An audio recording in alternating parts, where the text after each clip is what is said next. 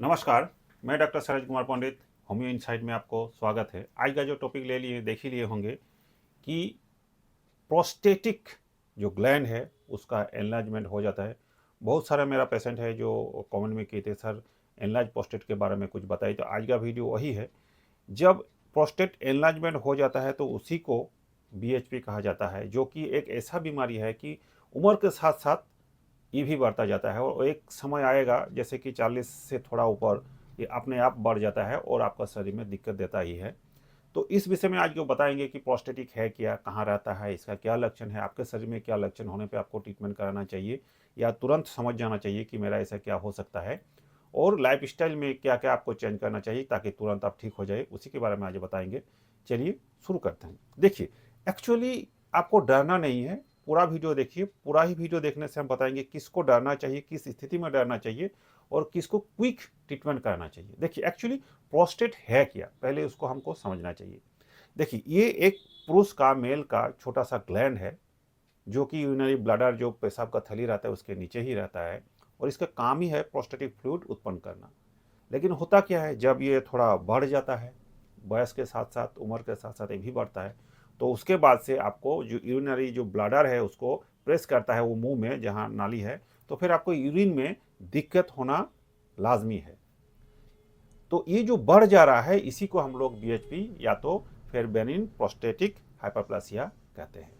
तो आपको करना क्या चाहिए? देखिए, लक्षण क्या आएगा ये आपको पहले ध्यान देना चाहिए, क्योंकि यही लक्षण एगो है, इसी से पता चलता है कि आपको क्या क्या हो सकता है या क्या हुआ है। देखिए, पहले तो इसका लक्षण होगा कि बार बार पेशाब आना, और पेशाब करते समय आपको थोड़ा दर्द भी महसूस हो सकता है।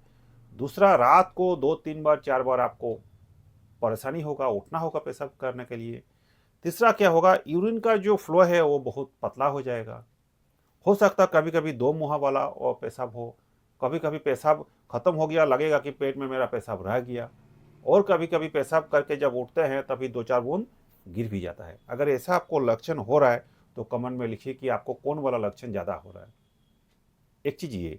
दूसरा दूसरा जो होगा कि पेशाब करते समय स्टार्ट जो कर रहे हैं तो थोड़ा देरी महसूस हो रहा है, या तो फिर प्रेशर देके, कोई कोई बोलता है कि सर तल पेट में जब हम प्रेशर देते हैं हाथ से तब ज़्यादा पेशाब ठीक ठाक होता है। तो ये लक्षण मोटा मोटी आपको हो सकता है प्रोस्टेट जिसका एनलार्जमेंट हुआ है। अब देखिए, हम मेडिसिन में जाएंगे। मेडिसिन क्या है, कभी भी आप अपने से ही मेडिसिन नहीं लीजिएगा, कोई डॉक्टर के परामर्श से ही लीजिएगा। ये जस्ट नॉलेज पर्पस है कि हम लोग अगर ऐसे पेशेंट आता है तो क्या क्या देते हैं लक्षण भित्तिक। देखिए, फास्ट जो मेडिसिन आपको बताएंगे ये लगभग हर पेशेंट को ही डॉक्टर लोग दे बैठते हैं या तो फिर देते हैं और काम भी करता है। क्या है? सेवल सेवलोटा इसका नाम है। मदर टिंचर में इसको लेना है, पोटेंसी में बहुत कम यूज होता है, मदर टिंचर में ज़्यादा होता है। इसका लक्षण क्या होगा? देखिए, जो जो सिम्टम हम आपको बोले हैं उसी सिम्टम के बेसिस पे ही दवा आपका चेंजिंग होते रहेगा, और वीडियो इसीलिए पूरा सुनिएगा। देखिए, ये मेडिसिन सबसे ज़्यादा यूज होता है किस में?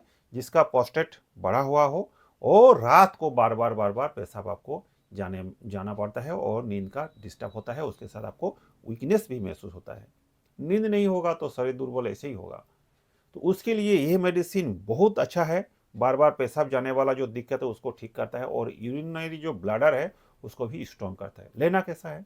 देखिए, अगर प्राइमरी स्टेज में है तो 10 से 15 बूंद हाफ कप पानी में समूचा दिन में 3 बार, खाना खाने से आधा घंटा पहले या बाद में भी लिया जा सकता है। लेकिन थोड़ा बढ़ा हुआ स्टेज है तो फिर आपको 20 बूंद लेना है, वही हाफ कप पानी में 3 बार लेना है, खाना खाने से पहले या बाद में। कितना दिन तक लेना चाहिए पहले और दवा सब सुन लीजिए, उसके बाद बता देते हैं। देखिए, दूसरा जो मेडिसिन है ये यूज तो होता है लेकिन सब कोई इसको यूज नहीं करता, लेकिन ये बहुत काम में आता है। देखिए, जैसे कि आपको बताएं कि जिसका यूरिन करने का समय थोड़ा सा सामने की तरफ झुका रहना पड़ता है या खड़ा होने के बाद से थोड़ा सा जोर देना पड़ता है और थोड़ा सा दर्द भी महसूस होगा, लगेगा कि ये जो यूरिन का जो रास्ता है उसमें थोड़ा बहुत कोई स्टोन अटक हुआ है और इसीलिए मेरा क्लियर नहीं हो रहा है, तो फिर ये मेडिसिन आपके लिए बहुत कारगर है। क्या होगा इसका दवा डोज? देखिए, वही 15 बूंद हाफ कप पानी में समूचा दिन में 3 बार, खाना खाने से आधा घंटा पहले या बाद में इसको लिया जा सकता है। अब जो टॉप मोस्ट मेडिसिन आपको दो और बता रहे हैं, ये इसके बिना तो आपका प्रोस्टेटिक जो एनलार्जमेंट, प्रोस्टेट जो एनलार्जमेंट हो रहा है उसको वहीं पर रोक लगाना और उसको धीरे धीरे ठीक करना, ये दो मेडिसिन के बगैर संभव नहीं होता है। देखिए, एक मेडिसिन है थुजा ऑक्सीडेंटलिस। ये क्या करता है और क्या कितना पावर में लेना चाहिए? देखिए, एक्चुअली होता क्या है, जिसको बहुत दिनों से ऐसा प्रॉब्लम हो रहा है, क्रॉनिक फॉर्म में है और पेशाब दो मुहा हो गया है, पतला भी हो गया है और लगता है कि अटक अटक जा रहा है, तो उसके लिए ये मेडिसिन बहुत अच्छा है। कैसे लेना चाहिए? देखिए, इसको कॉन्स्टिट्यूशनल मेडिसिन कहा जाता है। जब हम लोग किसी को देते हैं प्रोस्टेट एनलार्जमेंट के पेशेंट को, तो फिर टोटलिटी ऑफ सिम्टम देखते हैं, उसमें ये मेडिसिन आ जाता है। इसको शुरू करने का जो है वो 30 पोटेंसी में लेना है। 1 चम्मच पानी में 3 बूंद, समूचा दिन में 3 बार, खाना खाने से आधा घंटा पहले। 7 से 10 दिन तक इसको लेना चाहिए फर्स्ट में। जब इस सिम्टम में सुधार हो जाएगा तो फिर 10 दिन 15 दिन गैप करके फिर 200, फिर 1 एम, फिर 10 एम, फिर 50 एम और CM तक कभी कभी ले जाना पड़ता है कंप्लीट क्योर करने के लिए। अब लास्ट वाला जो मेडिसिन आपको बता रहे हैं, ये बहुत कारगर है और लगभग सबको काम आता है। जो थोड़ा सा उम्रदार है या यंग भी है, 40 से ऊपर है, 50 के भीतर है या 60 से भीतर है और बहुत ज़्यादा दिक्कत होता है, यूरिन कट कट कर हो रहा है और पेशाब करने के बाद उठते जाते हैं तो बूंद बूंद बूंद बूंद ड्रॉप गिर रहा है, वीकनेस भी है और उसको जो अगर पूछिएगा तो कहेगा कि सर हमको थोड़ा सा मिलन का भी दिक्कत है, क्विक इजेक्शन हो जाता है। ऐसा भी होता है कि किसी को अगर फ़ोन में बात करते हैं या दूर से कोई खड़ा है देख लेते हैं कोई फीमेल को भी, तो फिर मेरा प्रोस्टेटिक फ्लूइड डिस्चार्ज हो जाता है। जैसे कि प्रोस्टेट का काम ही है प्रोस्टेटिक फ्लूइड उत्पन्न करना, तो उसमें देखने से ही उसको डिस्चार्ज हो जाता है। या तो थोड़ा सा साइड में कोई बैठा है, कोई फीमेल गप भी कर रहा है, तो फिर उसको बहुत ज़्यादा दिक्कत हो जाता है और वीकनेस भी होता है। तो फिर ये मेडिसिन आपके लिए है जिसका नाम है कोनियम मैक। बहुत कारगर, बहुत अच्छा काम करता है इसमें। इसको लेने का देखिए क्या है, इसको भी वही, अगर थोड़ा सा स्टेबल है, आप बहुत ज़्यादा दिक्कत नहीं है, तो फिर 200 से शुरू कर सकते हैं। या तो फिर थोड़ा दिक्कत ज़्यादा है तो 30 पोटेंसी में शुरू करना चाहिए। 30 पोटेंसी में अगर लेना है तो फिर कैसे लेना है, कैसे देते हैं हम लोग? वही 3 बूंद 1 चम्मच पानी में समूचे दिन में 3 बार, खाली पेट आधा घंटा पहले लेना है। और अगर 200 से शुरू करना है, अगर आप थोड़ा सा स्टेबल है, उतना ज़्यादा दिक्कत नहीं है, मतलब प्रोस्टेट ग्लैंड तो एनलार्जमेंट हो रहा है लेकिन दिक्कत बहुत ज़्यादा नहीं हो रहा है, कम कम है, तो फिर 200 से लीजिएगा, कोई दिक्कत नहीं। समूचा दिन में उसको 2 बार लीजिए। 1 चम्मच पानी में 3 बूंद, सुबह शाम खाली पेट ले लीजिए। 7 दिन तक लेना है, फिर 7 दिन गैप देके 1 एम 10 एम इसको भी 50 एम से CM तक लिए जाया जा सकता है ठीक करने के लिए।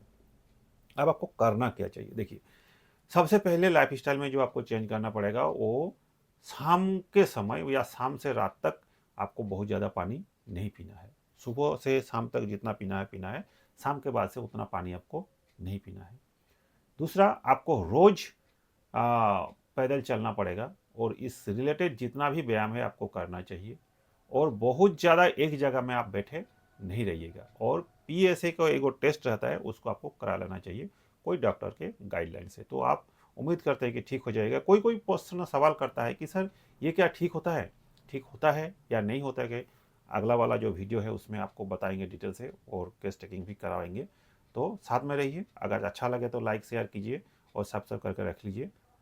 बाद में जो वीडियो देंगे